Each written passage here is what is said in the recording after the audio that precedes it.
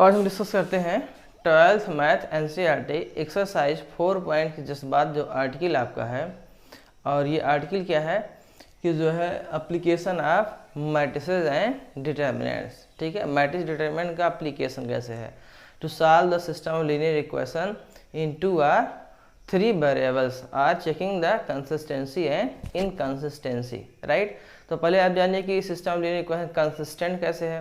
यानी system of equation has one or more solution, then system is said to be consistent. Otherwise if system linear equation has no solution, है ना, then it is called inconsistent। ठीक है, देखो हमने लिखा भी है कि consistent system is system has one or more solution। like example दे दिया 2x + 3y = 5 and 4x + 6y = 10। देखिए इसमें 2 से मल्टीप्लाई करिए तो दोनों इक्वेशन एक ही इक्वेशन दिख रही होगी। 2 से मल्टीप्लाई कर दिए तो यही इक्वेशन है कि नहीं। यानी कि जब कभी भी इक्वेशन क्या हो जाए, इक्वेशन एक ही हो और वेरिएबल्स ज़्यादा हो, यानी number of equations less than, या you can say that number of variables is greater than the number of equations, then system is dependent. The system is dependent और system has infinitely many solution. और जब solution एक हो या many solution है तो क्या होगा, वो कंसिस्टेंट होगा। ठीक है, अब यूनिक सोल्यूशन के लिए तो हम कोई भी क्वेश्चन ले सकते हो, x + y = 3 and 5x + 6y = 10, ये यूनिक सोल्यूशन होगा। यानी x और y की वैल्यू ओनली वन वैल्यू हो जो पेयर ऑफ इक्वेशन को सेटिस्फाई करे, तो सिस्टम क्या होगा, दैट इज सिस्टम आपका कंसिस्टेंट है ही है। और क्या होगा, सिस्टम है यूनिक सोल्यूशन। राइट, तो यहाँ पर हमने ऐसा एग्जांपल लिया है जो मोर देन वन सोल्यूशन, जैसे x = 1 रखा तभी सेटिस्फाई हो रहा है, y = 1 दोनों सेटिस्फाई हो रहे हैं।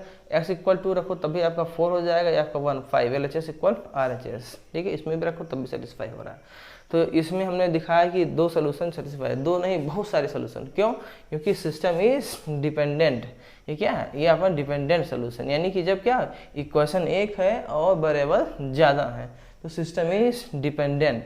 और जो डिपेंडेंट होंगे सिस्टम तो इट मीन्स क्या होगा, इसके x और y के डिफरेंट वैल्यू क्या होंगे, ये तमाम सोल्यूशन होंगे। जैसे इसी को हम इस तरह लिख सकते हैं, क्या लिख सकते हैं कि जैसे ये लिख दिया 3y = 5 - 2x। राइट, तो ये अब यहाँ x की वैल्यू चेंज करिए, x value x1 x2 x3 k की वैल्यू कुछ भी ऐसे रख दिए, x की वैल्यू आप डिफरेंट चूज करोगे तो y की डिफरेंट वैल्यू जाएगी। So you can understand this system has A infinitely many solution. In this case system is consistent. अब यहाँ पे बात करें inconsistent, 2x + 3y = 5 and 4x + 6y = 9। LHS देखिए वही है, RHS चेंज कर दिए हैं। अब आप इसमें बताइए कि x और y की ऐसी वैल्यू जो दोनों इक्वेशन सेटिस्फाई करे, क्योंकि अगर इसको सिंप्लीफाई करोगे 2 से मल्टीप्लाई करो तो LHS पूरा कैंसिल, LHS 0 हो जाएगा, RHS 0 नहीं होगा। तो LHS 0 RHS 0 नहीं तो इक्वेशन सेटिस्फाई नहीं हो रही, यानी कि x और y की ऐसी कोई वैल्यू नहीं जो दोनों इक्वेशन को सेटिस्फाई करे। Is inconsistent because there is no set of values of x and y who satisfy the equation. यानी x और y की ऐसी कोई वैल्यू नहीं है जो सिस्टम को क्या करे, सेटिस्फाई करे।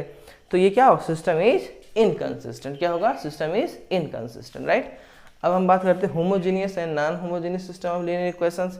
इस system of equation x = b, ये ध्यान रखिए कि x = b जो फॉर्म है, तो system of equation x = b is called homogeneous if b = 0, otherwise it is called non homogeneous। कैसे है, सपोज के एग्जांपल समझे 2x + 3y = 0, तो ये क्या हुआ, ये आपका x = b टाइप का हुआ, और b क्या आपका 0 यहाँ पर देखिए। अगर इसको हम मैट्रिक्स मेथड लिखें x = b टाइप में तो a क्या हो जाएगा, a मैट्रिक्स हो जाएगा 2 3 3 - 1, और x क्या हो जाएगा, x हो जाएगा x, y, और b क्या RHS b मीन्स 0 0 हो जाएगा। तो x = b टाइप का हो गया, b आपका 0 तो आपका होमोजेनियस हो जाएगा। अब आप देखिए RHS में ये क्या है, x = b टाइप के भी है, a आपका 2 3 है और सेकंड रो है 3 - 1, b क्या 1, 5 है। तो x = b टाइप भी, लेकिन b आपका 0 नहीं है। और जब b 0 नहीं होगा इट मीन्स क्या होगा, वो आपका नॉन होमोजेनियस है। क्या, दिस इज द होमोजेनियस। ठीक है, homogeneous system of pair of linear equations in 2 variable. Right, तो आपको होमोजेनियस का मीन्स होता है कि ईच टर्म में वेरिएबल्स की पावर क्या डिग्री सेम होनी चाहिए। यहाँ पर 1 है, यहाँ पर भी 1 है, ठीक है। और उधर देखिए यहाँ पर 1 है x की वैल्यू, यहाँ पर y की डिग्री 1, x की डिग्री 1 है। यहाँ पर क्या, यहाँ पर वेरिएबल है ही नहीं, इसका मतलब क्या, वेरिएबल नहीं, वेरिएबल डिग्री 0 हो जाएगी।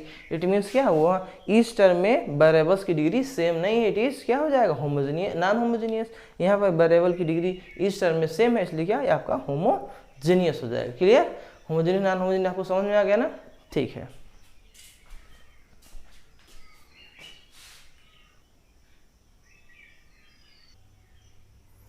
नाउ अब देखिए हम बात करते हैं इसमें कि जो है solution of system of equations. Now देखिए क्या बात करते हैं, solution of system of linear equation using inverse of matrix, right, यानी यूजिंग इनवर्स ऑफ मैट्रिक्स आपको क्या निकाला है, solution of system of linear equations, ठीक है। या इसे कहते हैं find the solution of system linear equation by matrix method, ठीक है। तो मैट्रिक्स मेथड भी कहते हैं, राइट। अब सपोज करिए लीनियर इक्वेशन दिया हुआ है ना, 3 वेरिएबल 3 इक्वेशंस है। इट मीन्स देखिए a1x plus b1y plus c1z equal d1, a2x plus b2 plus c2z equal d2, a3x plus b3y plus c3z equal d3। तो इसे हम a क्या हो जाए, यानी coefficient of x y z, variable coefficient यानी a1 a2 a3 b1 b2 b3 c1 c2 c3 आपका हो जाए a, x मीन्स हो जाएगा x y z वेरिएबल हो जाएंगे, एंड b हो जाएगा दैट इज जो right side constant d1 d2 d3 है, राइट। अब केस फर्स्ट देखिए, if a is non singular, case first क्या है, if a is non singular that is क्या होगा, नॉन सिंगुलर में determinant of a does not equal 0। तो क्या होगा उस केस में, क्या होता है कि नाउ लेट x इक्वल, अब इस इक्वेशन क्या लिख सकते हैं, x इक्वल बी टाइप लिख सकते हैं, कैसे, ax इक्वल बी टाइप। देखिए a मतलब coefficient of x y z and x y z and b mean d1 d2 d3। अब अगर x इक्वल हम b लेते हैं तो a इनवर्स से pre multiply both side, pre multiply both side a inverse कर दिया, तो a इनवर्स से आपको आई हो जाएगी into x equal a inverse b, right. अब देखिए हुआ, अब ये हो जाएगा x equal I into x that is x equal a inverse b, हमें क्या मिलेगा, x equal a inverse b, right. And this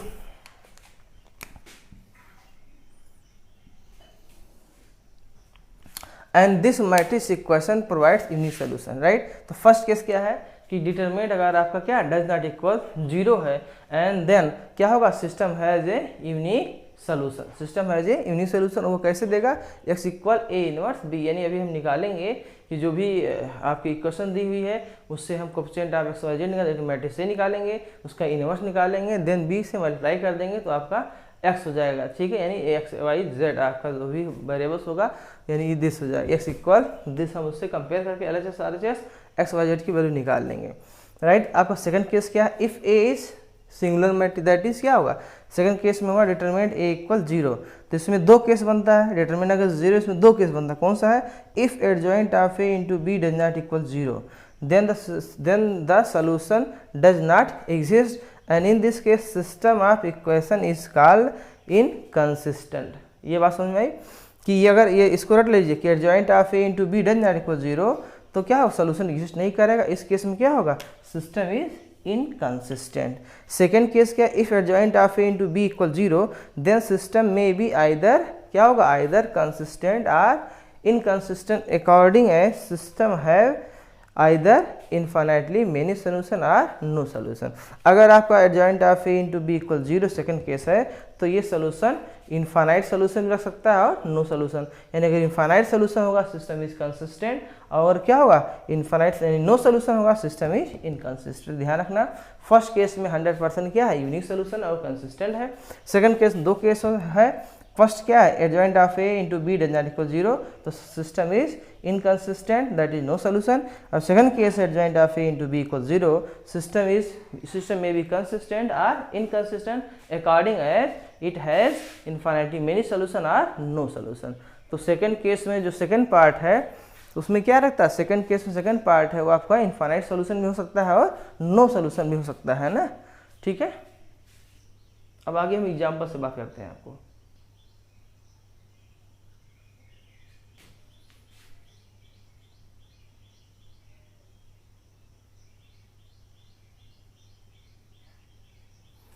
अब इस नेक्स्ट एग्जाम्पल आपका जो है NCERT एग्जाम्पल नंबर 27, आपको सॉल्व करना है। क्वेश्चन क्या कह रहा है कि solve this by using the solve system equations, ठीक। अब सिस्टम इक्वेशन सॉल्व करना है, बेसिक बात है, इसको आपको मैट्रिक्स और डिटरमिनेंट का यूज़ करते हुए सॉल्व करना है, ठीक है। दैट इज मैट्रिक्स मेथड है, इनवर्स ऑफ मैट्रिक्स मेथड आपको सॉल्व करना है। तो इसमें हम क्या लिखेंगे, X equal B type, A means X Y के कोफिशिएंट 2 5 3 2 ये हो जाएगा, X means X Y Z, B आपका क्या यानी राइट साइड में जो कॉन्स्टेंट 1 7, ठीक। और डिटरमिनेंट पहले चेक करें, डिटरमिनेंट आपका है -11 जो कि 0 के इक्वल नहीं है। तो फर्स्ट केस क्या बनता है कि system has a unique solution, ठीक है। सिस्टम हैज यूनिक सोल्यूशन, तो इनवर्स क्या होता है, adjoint of A upon determinant of A. Adjoint of A क्या 2/2 बताया था कि जो प्रिंसिपल डायगोनल के एलिमेंट क्या है इनकी प्लेस इंटरचेंज कर दीजिए, और ऑफ डायगोनल जो है उसको क्या कर दीजिए, साइन चेंज कर दीजिए। तो ये तो 2 2 ही रहेगा, इसका साइन माइनस माइनस हो जाएगा, और क्या determinant upon A that is -11, right. तो एक्स इक्वल फार्मूले से क्या है, एक्स इक्वल होता है ए इनवर्स बी, तो X that is X Y, A X Y हो जाएगा, राइट। ये आपका एक्स वाई हो जाएगा, और equal A inverse that is 1 -1 upon 11, right. और this matrix into B, B is that is आपका 1 7 1 एंड 7, ठीक। फर्स्ट कॉलम एलिमेंट हो जाएगा। अब इसको हम रो बाई कॉलम मल्टीप्लाई करेंगे, -1/11 बाहर ही है, तो ये क्या होगा, देखिए फर्स्ट रो फर्स्ट कॉलम, तो दिस इंटू दिस यानी 2 हो जाएगा, और दिस क्या हो जाएगा +2 -35, तो जाएगा -33, एंड हो जाएगा first row first column, second row आपका फर्स्ट रो फर्स्ट कॉलम इधर हो जाएगा, और देन क्या सेकंड रो फर्स्ट कॉलम, तो हो जाएगा -3 प्लस क्या होगा -3 + 14 दैट इज जाएगा 11, राइट। अब इसको -1/11 से मल्टीप्लाई कर दो, इस मैट्रिक्स से एवरी एलिमेंट को हो जाएगा 3 n -1। तो कंपेयर कर लीजिए, x क्या था यहाँ पर, x is that is x, y, या रुकने की एक्स वाई हो जाएगा। तो एक्स वाई दिस ये भी मैट्रिक्स है, तो दो मैट्रिक्स इक्वल है। देखिए इसकी क्या आर्डर 2/1, ये भी 2/1 है, तो करस्पॉन्डिंग एलिमेंट क्या होगा, must be equal, that X equal 3 and Y equal -1। तो X equal 3 and Y equal -1 क्या आपका ये हो जाएगा, this is the solution of this क्या सिस्टम ऑफ इक्वेशंस, ठीक।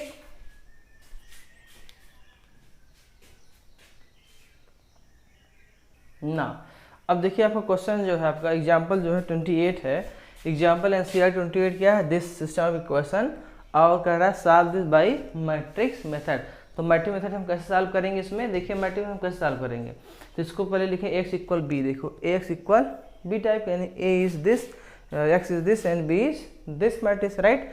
एंड देन अब पहले क्या first will find determinant, determinant decide करें सोल्यूशन यूनिक है कि नहीं, ठीक है। तो डिटरमिनेंट हम निकाल लिए पहले, तो डिटरमिनेंट हमने निकाला जो सिंप्लाई किया -17, जो कि क्या है डज नॉट इक्वल 0, इसको हमने कैलकुलेट करके रख दिया -17 which is not equal 0। This implied A is non singular matrix, right. Then A inverse क्या होगा, ए इनवर्स होता है एडजॉइंट ऑफ ए, है ना, that is adjoint of A upon determinant of A, right. तो डिटरमिनेंट ऑफ ए क्या, determinant of A that is minus क्या होगा 17, तो -1/17 हो जाएगा, क्योंकि फार्मूला क्या होता है, फार्मूला ये होता है कि adjoint of A upon determinant of A. तो डिटरमिनेंट ऑफ हो जाएगा -17, तो हो जाएगा -17 डिनोमिनेटर में हो जाएगा। एडजॉइंट ऑफ ए क्या होगा, एडजॉइंट ऑफ ए होगा कि जो है एवरी एलिमेंट के कोफैक्टर से बना हुआ मैट्रिक्स का ट्रांसपोज। तो देखिए हम इस चीज़ को डायरेक्ट लिख दिए, कैसे देखिए हम आपको बताते हैं। अब आपको कोफैक्टर निकालना है, तो 3 कोफैक्टर क्या हो जाएगा, 3 का जो कोफैक्टर हो जाएगा वो हो जाएगा, इसकी पोजीशन डिलीट करिए, तो हो जाएगा 2, और ये माइनस प्लस माइनस क्या है -3, तो 2 - 3 दैट इज -1 हो जाएगा, राइट। और यहाँ पर डायरेक्ट ट्रांसपोज करके रख दिया गया, ठीक है। अब देखिए इसका हमें निकालिए, तो क्या होगा, first row second column delete करिए, क्या मिलेगा 2 2 जा 4, और 4 ये हो जाएगा, राइट। तो ये आपका 4 हुआ, और ये आपका क्या हो जाएगा +4, तो 4 4 क्या हो जाएगा 8 हो जाएगा, है ना। और यहाँ पर क्या हो जाएगा -1 की पावर, यार ये तो लिखते हैं -1 की power first row second column, और इंटू क्या होगा 4 और +4 दैट इज हो जाएगा -8, ठीक है। तो ये हो जाएगा कोफैक्टर, यानी किसका कोफैक्टर, ये हो जाएगा A12, राइट। और A11 क्या होगा, A11 जो होगा आपका वो क्या होगा, ये होगा -1 की पावर 1 + 1, और ये हो जाएगा दैट इज 2 - 3, तो कुल मिलाकर -1।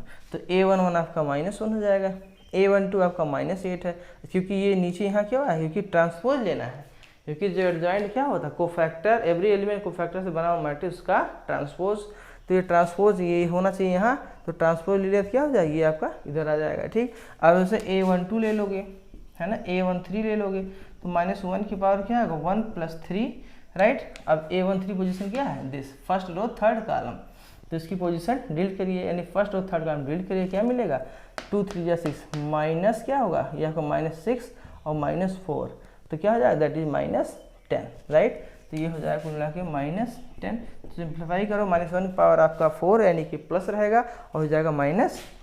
ठीक है, अब ये होना चाहिए था -10 इधर, लेकिन ट्रांसपोज ले लिया है तो ये फर्स्ट रो क्या पूरा फर्स्ट कॉलम हो जाएगा, तो -10 इधर आएगा।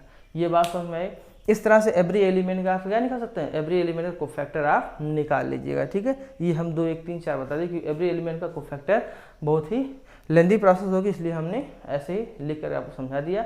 आपने इंडिकेट किया हमने कि एक कोफैक्टर कैसे निकालोगे। और ये फर्स्ट रो फर्स्ट कॉलम क्यों हुआ, क्योंकि एडजॉइंट जो होता है एवरी एलिमेंट के कोफैक्टर से बना हुआ मैट्रिक्स का ट्रांसपोज। कैसे, ये आपको पता होना चाहिए कि एडजॉइंट ऑफ ए क्या होता है, यानी कोफैक्टर वाले मैट्रिक्स बना हुआ मैट्रिक्स का ट्रांसपोज यानी बी ट्रांसपोज। ठीक है, और बी क्या होता है, बी होता है दैट इज ये आपका A11 A12 A13 है ना, इसी का transpose A21 A22 and A23 A31 A32 and A33। ये क्लियर हो गया।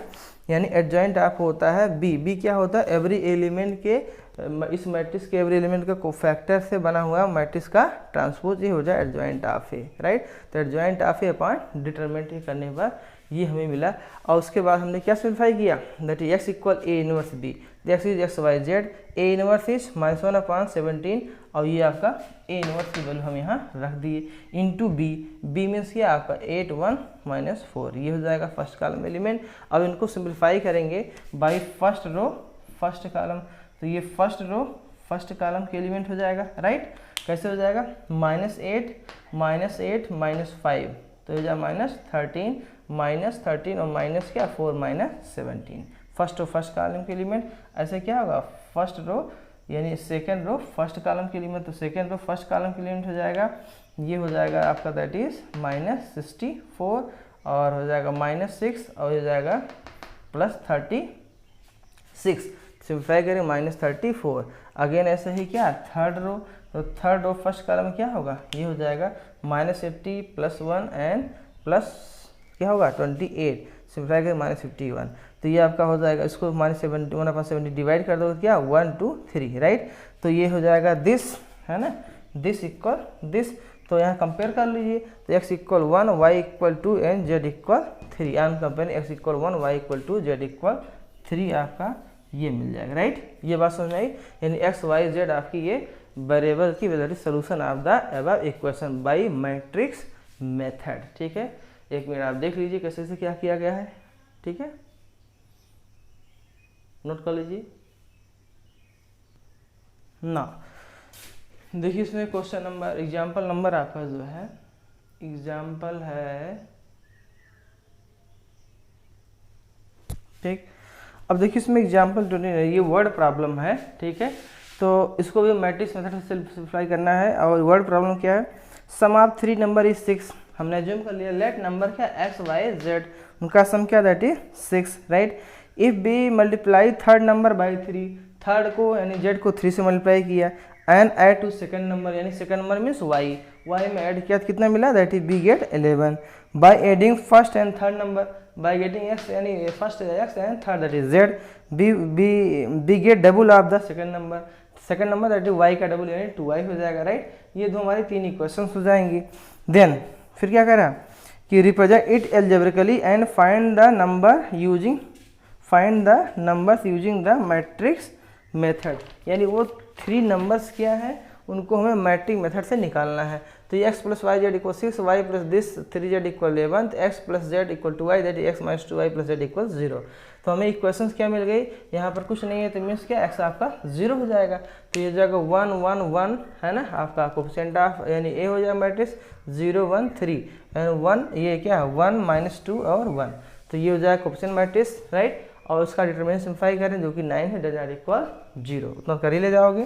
देन A11 अगेन निकाला A11, तो A11 क्या coefficient of first row first column के एलिमेंट, तो इसकी पोजीशन डिलीट करिए तो क्या होगा, ये हो जाएगा 1 माइनस माइनस प्लस हो जाएगा यानी 1 प्लस 6, तो माइनस टाइम्स ये आपके 1 हो जाएगा यानी फर्स्ट कॉलम यानी 1 इंटू 1 प्लस 6 यानी 7 हो जाएगा। A12 जो हो जाएगा, देखिए A12 क्या हो जाएगा, A12 means first row second column delete करिए तो इसको डिलीट करिए, इसको डिलीट क्या होगा, दैट इज हो जाएगा 0 इंटू 1 0 0 माइनस 3, तो हो जाएगा 0 माइनस 3 और सेकंड पोजीशन है यानी -1 power 1 plus 2 that is minus हो जाएगा 0 माइनस 3 यानी 3, राइट। और A13 निकालोगे ऐसे ही, A13 मतलब क्या है, फर्स्ट रो थर्ड कॉलम, तो -1 पावर 1 प्लस 3 दैट इज 4 यानी +1 हो जाएगा। इसकी पोजीशन डिलीट करिए तो क्या मिलेगा, दिस इंटू दिस 0 0 माइनस 1 तो -1 हो जाएगा, राइट। अब A21 आपकी ये हो जाएगा A21, ठीक है, सेकंड रो फर्स्ट कॉलम के एलिमेंट, तो सेकंड रो फर्स्ट कॉलम यानी फर्स्ट कॉलम डिलीट करिए और सेकंड रो डिलीट करिए तो क्या बचेगा 1 1 प्लस 2, तो 1 प्लस 2 और ये -1 पावर 2 प्लस 1 दैट इज -1 तो -3। A22 देखिए यानी ये -1 पावर 2 प्लस 2 यानी 4 हो जाएगा, तो first row second column delete करिए तो 1 -1 यानी 0 हो जाएगा, राइट। अब ऐसे निकालेंगे A23, ठीक है, A23 कैसे निकालेंगे, देखिए A23 second row third column यानी थर्ड कॉलम डिलीट करिए सेकंड रो डिलीट करिए तो क्या होगा, हो जाएगा आपका कितना हो जाएगा, ये -2 और -1, तो -2 -1 दैट इज -3, राइट, तो -2 -1 दैट इज -3 हो जाएगा। और ऑलरेडी माइनस लिखा कि -1 पावर 2 प्लस 3 आपका माइनस हो जाएगा, दिस इज 3। A31 देखिए, A31 क्या होगा, that is third row first column यानी फर्स्ट कॉलम डिलीट करिए थर्ड रो डिलीट करिए तो क्या होगा, वो हो जाएगा 3 -1, है ना, तो ये 3 -1 हो जाएगा दैट इज 2। A32 देखिए, ए थर्ड रो और सेकंड कॉलम तो क्या हो जाएगा, ये हो जाएगा थर्ड रो डिलीट करिए सेकंड कॉलम डिलीट करिए, ठीक है, तो ये हो जाएगा आपका क्या, दैट इज 1 -0, तो यानी कि ये हो जाएगा 3 -0 दिस हो जाएगा, ऐसे A33 निकाला, राइट। तो देन हमने क्या, एडजॉइंट ऑफ ए क्या होता है, एडजॉइंट ऑफ ए होता है कि एवरी एलिमेंट मैट्रिक्स के जो है कोफिशिएंट का क्या कोफैक्टर, तो ये देखिए आपका 7 A1 2 3 -1 देखिए, है ना, A13 क्या है, फर्स्ट और थर्ड कॉलम आपका -1 हो जाएगा, तो ये -1 हो गया, ठीक है। अब देखिए सेकेंड रो आपका क्या -3, फिर A22 0 और A23 आपका 3 है। थर्ड रो देखिए आपका 2 -3 और 1, राइट। अब इसका क्या होता है, इसका हम लेते हैं ट्रांसपोज, क्या लेते हैं, ट्रांसपोज, तो ये जो adjoint of A that is जो एवरी एलिमेंट को फैक्टर से बना हुआ मैट्रिक्स का क्या है, ट्रांसपोज, ये आपका हो जाएगा एडजॉइंट ऑफ ए। अब ए इनवर्स क्या होता है, ए इनवर्स होता है 1 determinant of A into adjoint of A, तो देखिए एडजॉइंट ऑफ ए आपका ये निकला है। अब इसका एवरी रो को एवरी कॉलम का, जैसे फर्स्ट रो था तो फर्स्ट कॉलम देखिए मिल गया 7 3 -1 -3 0 3 देखिए -3 0 3, थर्ड रो आपका 2 -3 1 2 3 -1 और डिटरमिनेंट क्या है दैट इज 9, इसको मल्टीप्लाई किया फर्स्ट रो फर्स्ट कॉलम से, तो देखिए आपका ए इनवर्स जो होगा क्या, ए इनवर्स होगा x होगा x equal A inverse into B, तो ए इनवर्स आपका यहाँ पर निकला, ये पूरा ए इनवर्स है, इसकी वैल्यू देखो रख दिया, अब ए इनवर्स हो जाएगा। बी की वैल्यू क्या है, बी की वैल्यू आपकी हो जाएगी, यहाँ से देख लीजिए, बी की वैल्यू 6 11 और 2, क्या 6 11 और 0 क्या होगा, ये आपका 0 है, ये 6 है, 11 6, तो 6 11 0 देखो 6 11 0 आपका बी हो जाएगा। तो ए इनवर्स बी, तो ए इनवर्स बी यानी फर्स्ट रो फर्स्ट कॉलम से मल्टीप्लाई करो, तो मल्टीप्लाई करना ये तो आपको पता ही, फर्स्ट रो फर्स्ट कॉलम में मल्टीप्लाई करो कितना हो जाएगा, ये हो जाएगा 6 × 7 दैट इज 42 एंड दिस हो जाएगा -33 और ये हो जाएगा आपका +0। फिर सेकेंड रो आपका फर्स्ट कॉलम, तो 3 से जाएगा 18 हो जाएगा, आपका 0 हो जाएगा, ये हो जाएगा आपका 0, राइट। अब थर्ड रो फर्स्ट कॉलम तो हो जाएगा -6 और आपका कितना 11 3 33 आपका 0, राइट, है ना। और 1/9 से मल्टीप्लाई कर दोगे अंदर तो एवरी एलिमेंट को, तो क्या होगा दैट इज 1 2 3, तो आपको मिल गया x क्या होता है, x होता है that is x y z, यानी कि जो हमें फाइनली क्या मिला कि मिला x इक्वल दैट इज आपका x y और z, और ये क्या है RHS में आपका है 1 2 3, तो आपका इसको कंपेयर किए तो क्या मिल गया, x equal 1 y equal 2 and z equal 3, ये हो गया आपका सोल्यूशन बाय मैट्रिक्स मेथड, ठीक है। इसमें कोई प्रॉब्लम, कोई कन्फ्यूजन, आई होप इसमें कोई कन्फ्यूजन वाली बात ही नहीं, आप देख लीजिए एक बार, ठीक है।